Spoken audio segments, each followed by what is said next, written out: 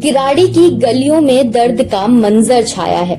किराड़ी की गलियों में दर्द का मंजर छाया है। हर कोने ने खामोशी में अपना घर बसाया है। यहाँ साफ हवा भी अब सांस लेने से डरती है। यहाँ साफ हवा भी अब सांस लेने से डरती है।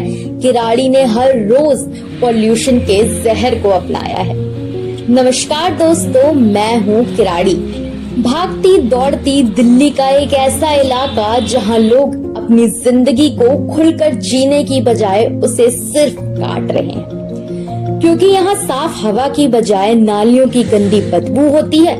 साफ रोड की जगह नालियों का गंदा पानी, कूड़ा कचरा, गड्ढे, कीड़े मकोड़े और मच्छर होते हैं।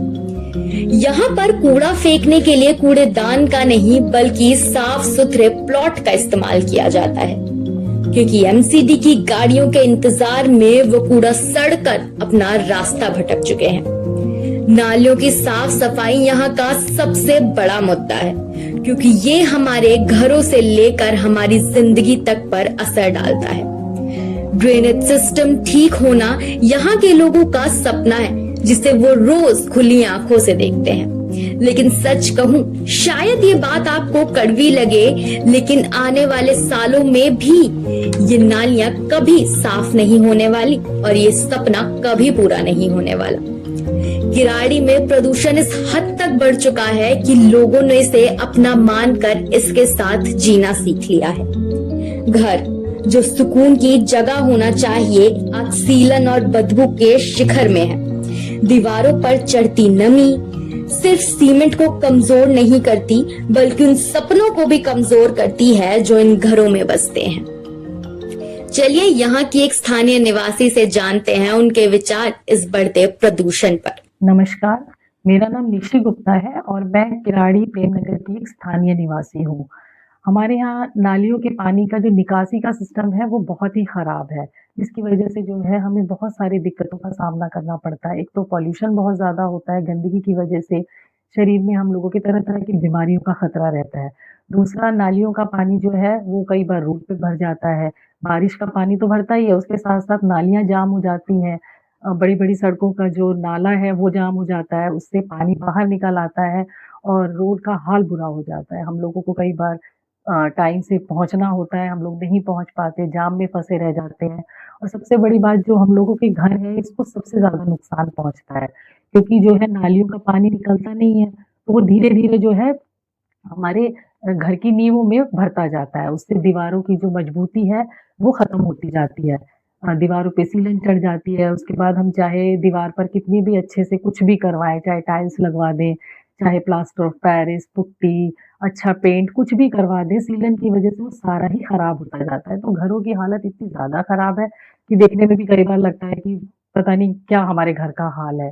तो हम लोग इन चीज़ों से बहुत ही ज़्यादा परेशान हैं, तो मेरे ख्याल से ड्रेनेज सिस्टम हमारे एरिये का सही होना चाहिए। इस बढ़ते प्रदूषण का सबसे बड़ा कारण सालों तक साफ ना होने वाली नालियां हैं, जो हमारे जीने के अधिकार यानी आर्टिकल 21 को हमसे छीन रहा है। आइए जानते हैं कैसे। मैं दिल्ली के किराड़ी से ऋतु झा।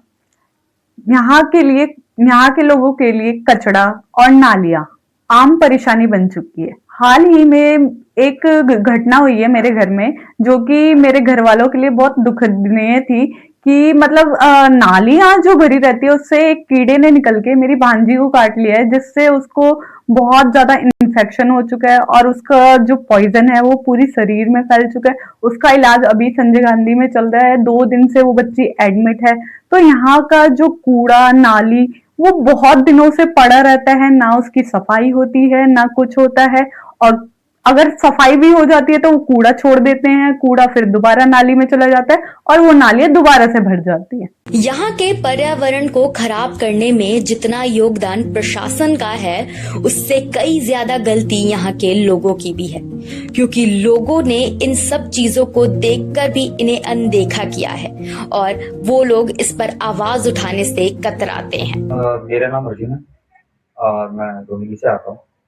किराड़ी में वर्क करता हूँ, ठीक है। और अभी इस समय जो आज मैं आप लोगों के सामने जो प्रॉब्लम लेकर आया हूँ, मतलब वो यहाँ के बढ़ते हुए पॉल्यूशन को लेकर के, ठीक है। और जैसे कि मैं रोहिणी से आते टाइम पर देखता हूँ अपने वर्क स्टेशन तक कि ना जगह जगह पर पानी, ड्रेनेज सिस्टम जो है खराब हो रखे हैं, और जिसकी वजह से डेंगू मलेरिया जैसे मच्छर कल बहुत ज़्यादा पनप रहे हैं हमारी सोसाइटी के अंदर, ठीक है। बच्चे ज़्यादा बीमार पड़ रहे हैं। उसी के साथ साथ में अगर मैं आपको बताऊँ तो सबसे ज़्यादा तो धूल डस्ट वगैरह यहाँ पर इतना ज़्यादा है कि बेहिसाब, जिसकी हम कुछ बात ही नहीं कर सकते, ठीक है। रोड्स वगैरह जो है वो बहुत ही ज़्यादा खराब है, जिसकी वजह से कभी बारिश के मौसम में अगर बारिश हो जाती है यहाँ पर तो पानी रोड्स पर इकट्ठा हो जाता है, ठीक है। और उस वजह से इन एरियाज के अंदर खास करके किराड़ी हो गया, ठीक है, रोहिणी सेक्टर 20 हो गया, तो इन सब जगहों पर क्या है कि पॉल्यूशन को लेकर के कोई उंगली उठाने वाला है नहीं। लोग देखते भी हैं, इग्नोर कर देते हैं। सो अगर कोई भी एक इंसान भी अगर इस चीज़ को लेकर के अगर अपना हाथ उठाए तो मे भी शायद ये चीज़ कम हो सकती है। और हमारे आपके जो भी आस पड़ोसी हैं अगर इस चीज़ की शुरुआत करें तो वो बेहतर होगा, ठीक है।